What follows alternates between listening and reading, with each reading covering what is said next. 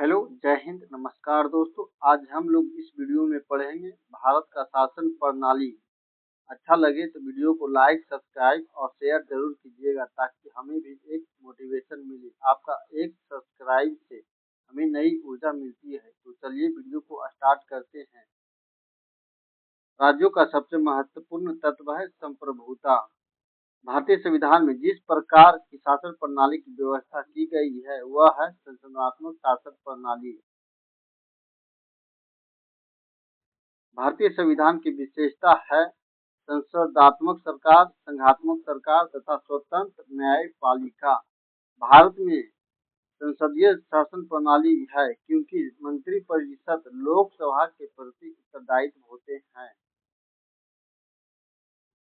भारत के संदर्भ में शासन प्रणाली संसदीय शासन प्रणाली में निम्नलिखित सिद्धांतों का संस्थागत रूप से निहित है। मंत्रिमंडल के सदस्य संसद के सदस्य होते हैं। जब तक मंत्रियों को संसद लोकसभा का विश्वास मत प्राप्त होता है तब तक वे अपने पद पर बने रहते हैं। संसद होता है, विधायिका का कार्यपालिका पर नियंत्रण होता है। राष्ट्रपति पद्धति में समस्त कार्यपालिका शक्ति निहित होती है। राष्ट्रपति में भारत में राजनीतिक व्यवस्था के मूलभूत लक्षण हैं। यह एक लोकतांत्रिक गणराज्य है।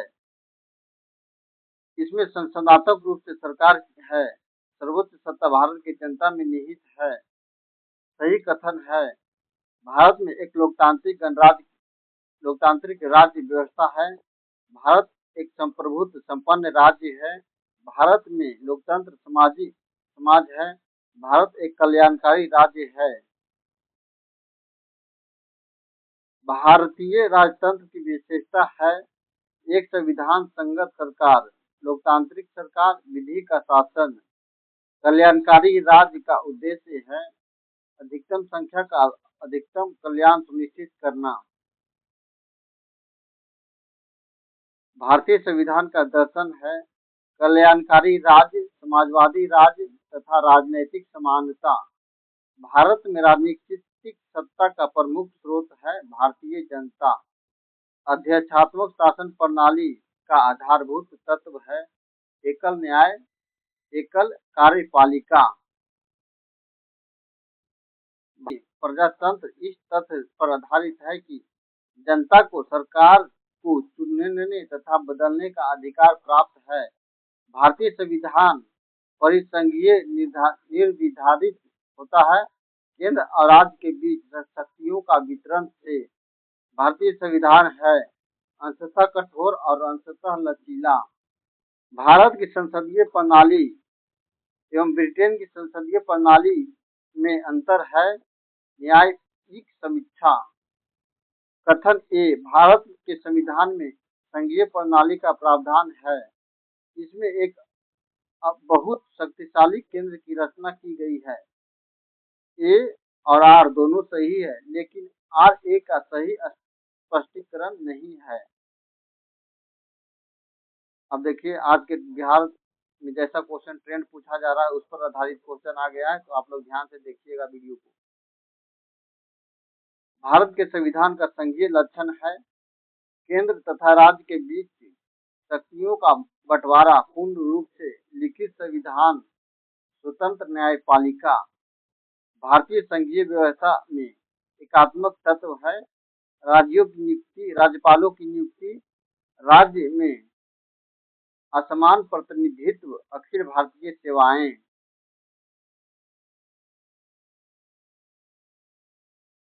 भारत में संघीय व्यवस्था के संबंध में सही कथन है सभी संविधान शासन की मूलभूत संरचना के लिए संघीय व्यवस्था की प्रस्ताव करता है तथा एकात्मक सुझाव का उसमें सशक्त मिश्रण है।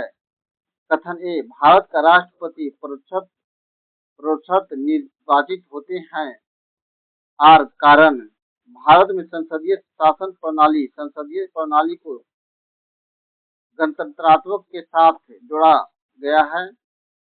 दोनों सत्य है। आर ए का सही स्पष्टीकरण है।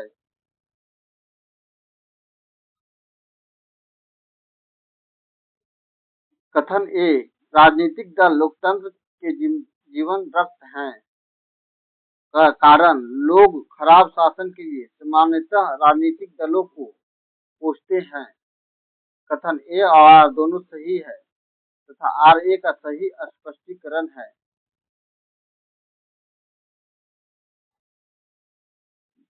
कथन ए, भारत में संघवादी व्यवहारिक नहीं है कारण भारत एक संघीय राज्य नहीं है। ए सही है परंतु आर गलत है।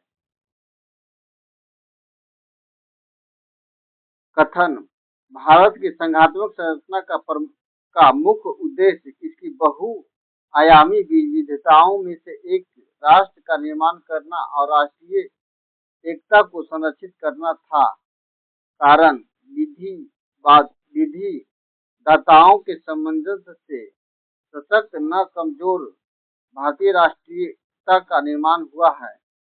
ए और आर दोनों अपने आप में सत्य हैं। आर ए का सही व्याख्या है। महिलाएं, दलित, निर्धन एवं अल्पसंख्यक समूह भारत में लोकतंत्र के सबसे बड़े दावेदार हैं कारण भारत में लोकतंत्र अधिक आत्मसम्मान की कामना वाहक बनकर उभरा है। दोनों ए और आर सत्य है तथा आर ए का मान्य स्पष्टीकरण करता है। भारतीय संविधान के बृहद होने का कारण है यह संघ तथा राज्य सरकार का संविधान है कारण भारतीय संविधान अर्धसंघात्मक है और भारतीय संविधान न तो संघात्मक है और न ही एकात्मक है। और आर ए और आर दोनों सत्य हैं। आर ए का सही व्याख्या है।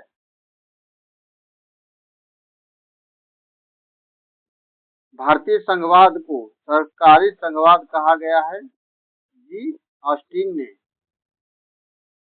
भारत अर्ध संघात्मक राज्य है किसने कहा था? केसी व्हीलर ने। भारतीय संविधान अधिक कठोर अधिक लचीला के मध्य एक अच्छा संतुलन स्थापित करता है यह किसने कहा था? केसी व्हीलर ने। संविधान को संघात्मकता के तंग ढांचे में नहीं ढाला गया है यह कथन किसका? भीमराव अंबेडकर का।